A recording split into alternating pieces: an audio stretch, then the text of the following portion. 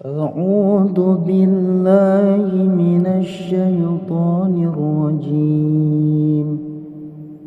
بسم الله الرحمن الرحيم.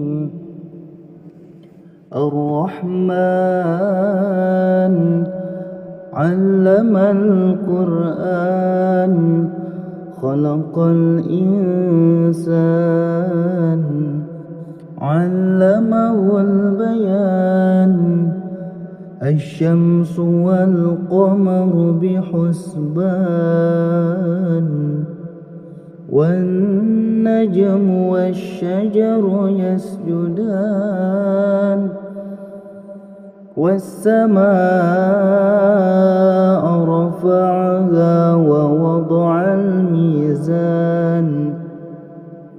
ألا تطغوا في الميزان وأقيموا الوزن بالقسط ولا تخسروا الميزان والأرض وضعها للأنام فيها فاكهة والنخل ذات الأكمام والحب ذو العصف والريحان فبأي آلاء ربكما تكذبان خلق الإنسان من صلصال كالفخار وخلق الجان من مارج من نار فبأي آلاء ربكما تكذبان رب المشرقين ورب المغربين فبأي آلاء ربكما تكذبان مرج البحرين يلتقيان بينهما برزخ لا يبغيان فبأي آلاء ربكما تكذبان يخرج منهما اللؤلؤ والمرجان فبأي آلاء ربكما تكذبان وله الجوار المنشآت في البحر كالأعلام فبأي آلاء ربكما تكذبان كل من عليها فان ويبقى وجه ربك ذو الجلال والإكرام فبأي آلاء ربكما تكذبان يسأله من في السماوات والأرض كل يوم هو في شان فبأي آلاء ربكما تكذبان سنفرغ لكم أيها الثقلان فبأي آلاء ربكما تكذبان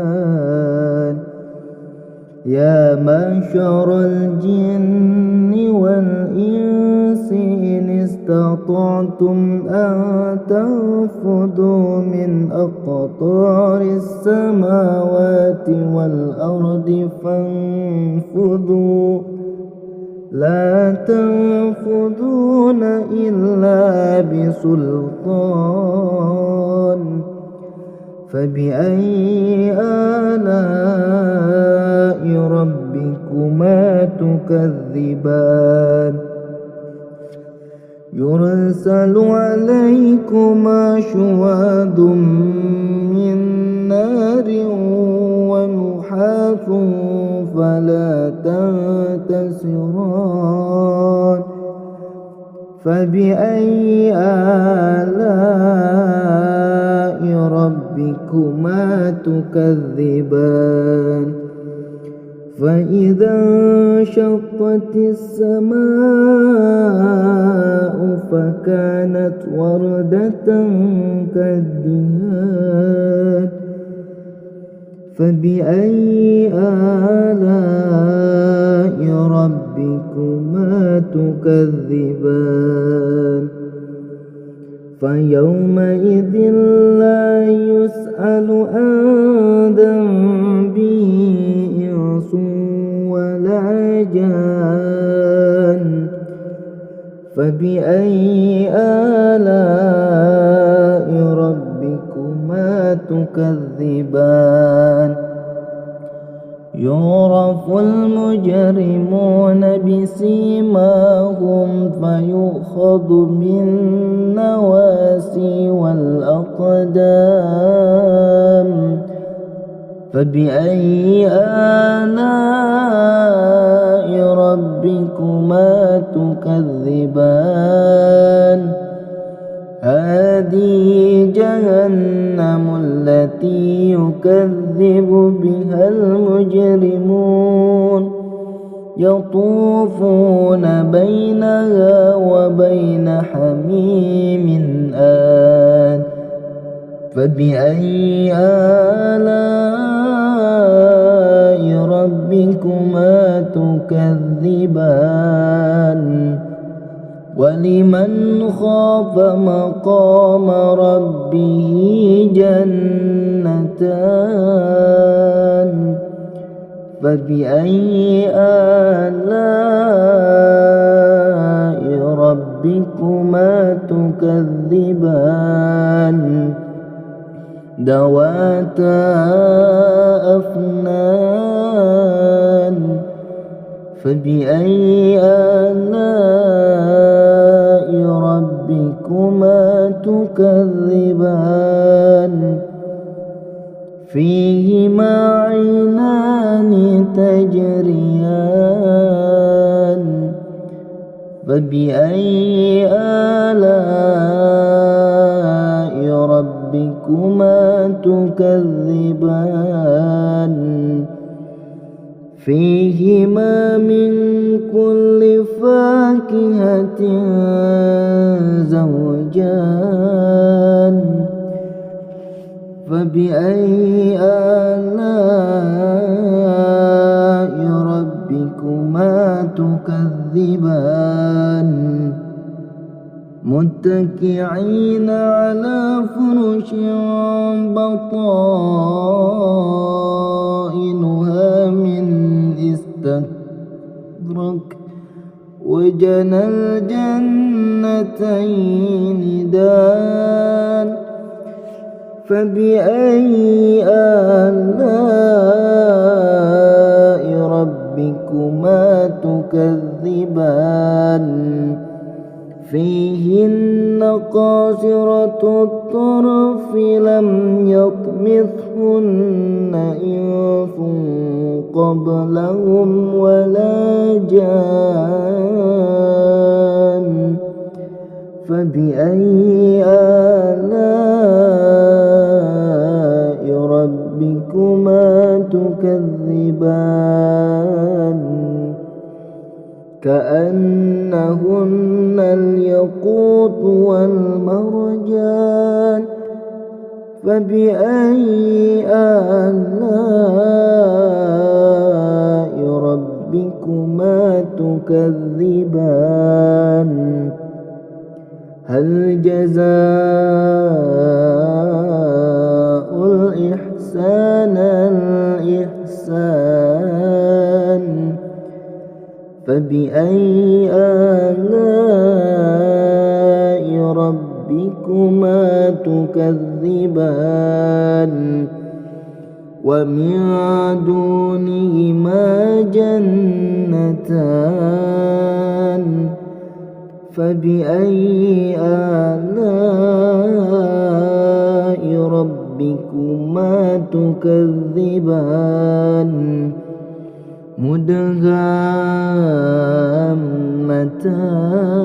مدهامتان فبأي آلاء ربكما تكذبان فيهما عينان تضاختان فبأي آلاء ربكما تكذبان فيهما فاكهة ونخل ورمان فبأي آلاء ربكما تكذبان فيهن خيرة حسان فبأي آلاء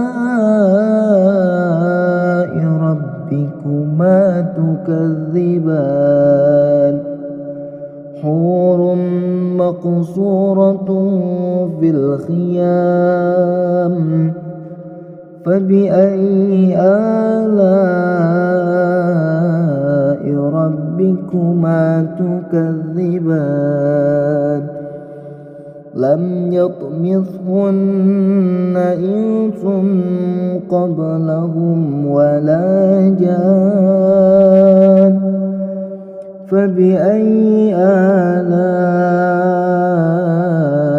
ربكما تكذبان متكئين على رفرف خضر وعبقري حسان